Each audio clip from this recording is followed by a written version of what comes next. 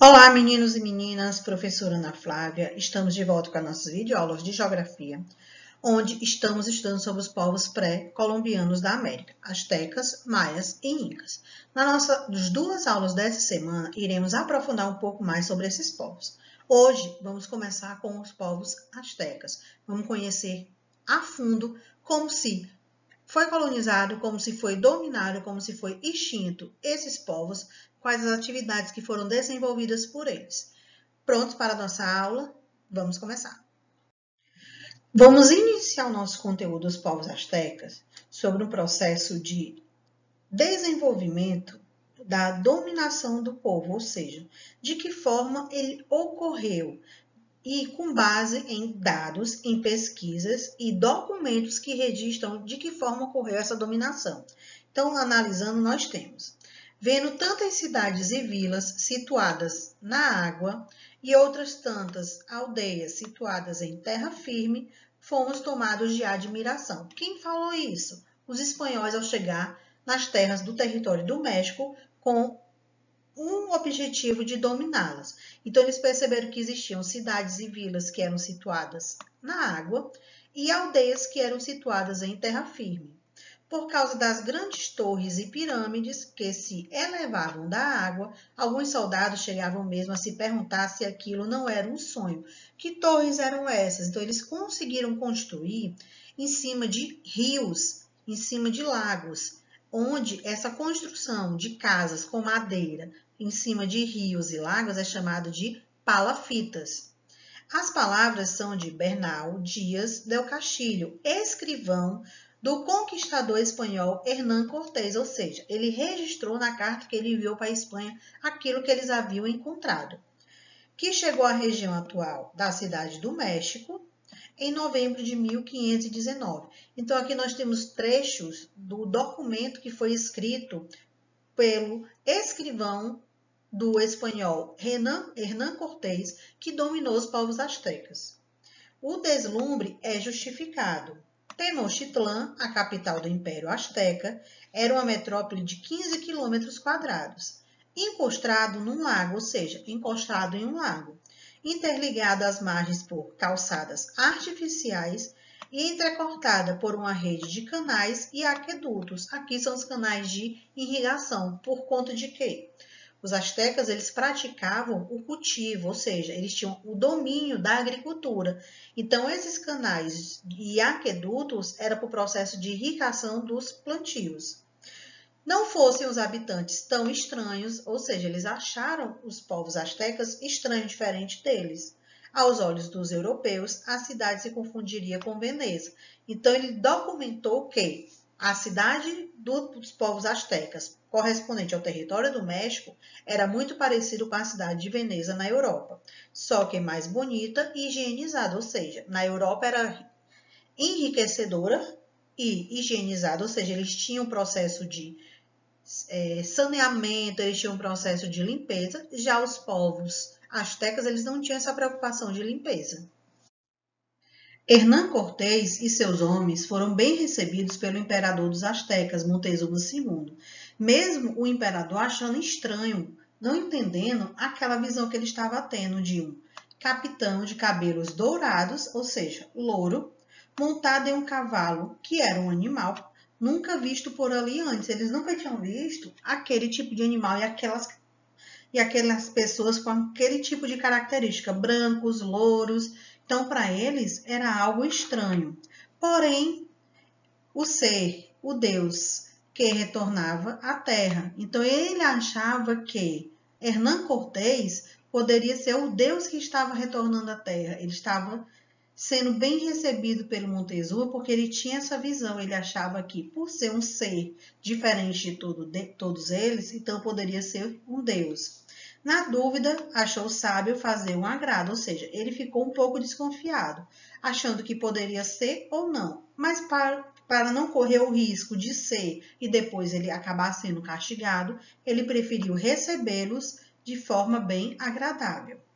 Entre pedras preciosas e iguarias, o imperador ordenou que seus mensageiros presenteassem os estrangeiros com um banquete de carne humana. Por quê? porque na visão dos astecas, quando eles sacrificavam o humano, era para poder agradecer aos deuses por algo que eles haviam recebido. Então, como ele estava em dúvida, achando que poderia ser o deus, então ele resolveu sacrificar um humano. Os espanhóis desconfiaram do cheiro forte de sangue e descobriram, horrorizados, o que estavam comendo. Vomitaram imediatamente e não aceitaram mais nenhum alimento. Era um mau sinal.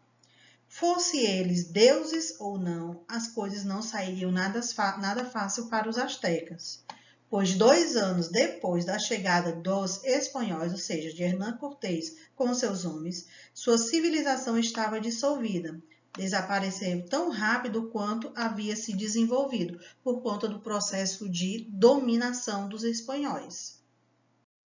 Os sacrifícios humanos eram uma prática comum entre os povos astecas, pois eles faziam para poder homenagear ou agradar os seus deuses em cerimônias grandiosas. Sacrificavam-se para que a colheita fosse boa, para que a terra não tremesse, para agradar os deuses, porque na visão deles, por exemplo, quando o tempo fechava, de repente começava a chover, trovão, relâmpago, eles achavam que era castigo de Deus, era castigo dos deuses. Quando a colheita não dava certo, quando eles não conseguiam cultivar tudo que eles estavam almejando, tudo que eles estavam pensando, também achavam que era castigo dos deuses. Quando alguém dos povos ficava doente, principalmente alguém que tinha grande importância dentro de uma dominação, eles também associavam a castigos de deuses. Certa vez, 48 crianças foram mortas durante uma cerimônia para que chovesse. Então, como estava no período de seca, ou seja, não estava chovendo, não chovia, não estava ocorrendo esse processo no tempo correto, eles achavam que estavam sendo castigados. Por conta disso, resolveram sacrificar 48 crianças. E por que crianças? Porque as crianças eram consideradas puras, não tinham pecados. Então, para eles, se fossem essas crianças, Deus poderia alcançar o seu pedido. Os tipos de sacrifício variavam-se bastante, de tal forma que essa modalidade era tão comum que algumas delas eram deitar o prisioneiro de peito aberto sobre uma rocha, arrancar seu coração com uma faca, guardar esse coração em um recipiente e jogar o corpo pirâmide abaixo. Essa pirâmide que ele relata no texto é como se fosse uma cacimba.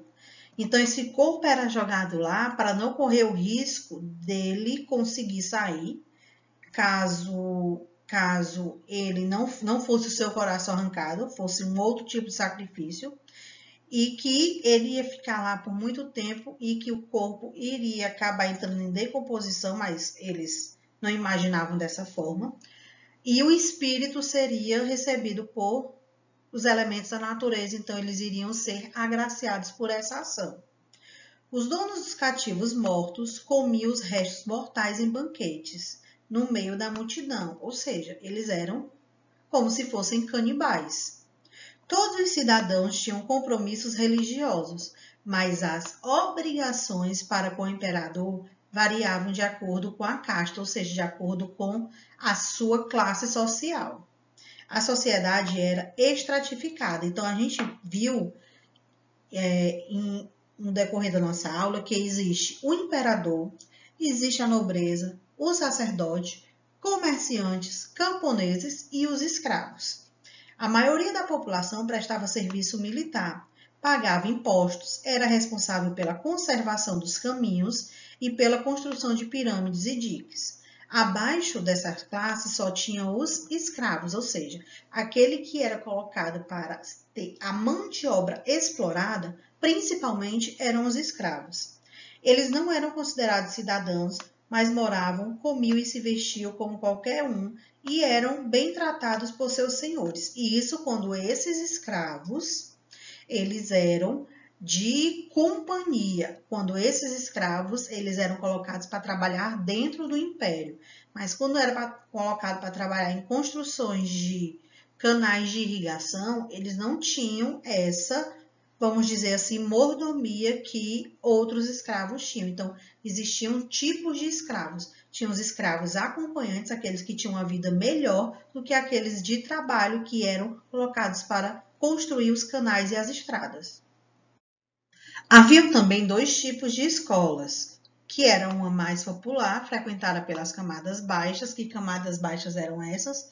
Os comerciantes camponeses, e outra, a elitizada, frequentada pelo imperador, pela nobreza e pelo sacerdote, em que se ensinava o sistema de escrita com codices e os calendários, além de se preparar os jovens para o sacerdócio, ou seja, eles preparavam esses jovens tanto para seguir a parte da religião, ou seja, a parte dos deuses, rituais, realizar rituais, ou até mesmo, dependendo da sua classe social, se fosse de imperador ou de nobreza, poderia exercer um cargo mais alto como chefe de exército.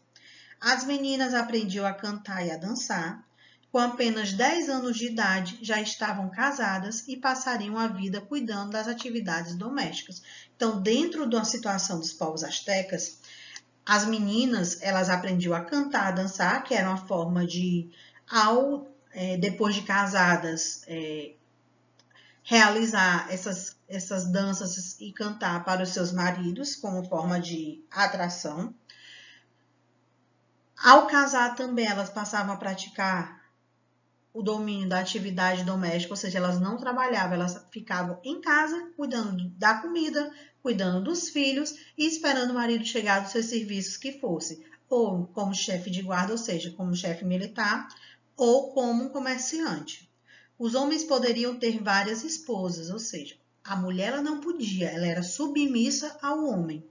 Mas o homem poderia ter quantas mulheres eles quisessem.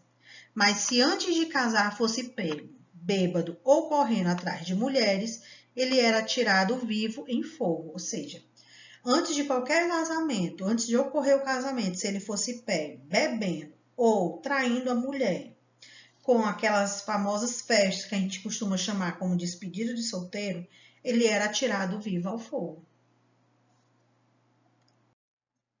E agora eu vou explicar para vocês como deverá ser desenvolvida a atividade no caderno, onde vocês deverão montar um mapa mental ou criar uma tabela sobre os povos pré-colombianos.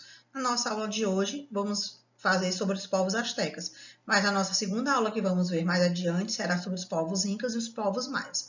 Vamos compreender nossa atividade. E fazendo um breve resumo agora sobre o que foi a nossa aula, vocês também vão entender de que forma deverão desenvolver a atividade de hoje. Por exemplo, quais os critérios que deverão ser colocados em cada povo? Astecas, maias e incas. Hoje, iniciando com os astecas, nós temos a localização.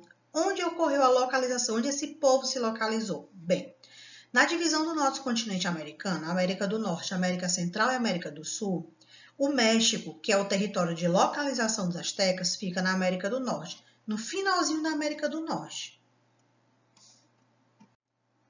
Segundo ponto, a sociedade. A sociedade era dividida em imperador, nobreza, sacerdotes, comerciantes, camponeses e escravos. Mais uma vez, imperador, nobreza, sociedade, comerciantes, camponeses e escravos. Eram essas camadas da sociedade dos povos astecas. O nosso terceiro critério é a religião. Os povos astecas, eles eram politeístas, ou seja, eles acreditavam que Deus estava relacionado com os animais ou com a natureza. O nosso quarto ponto, política dos astecas.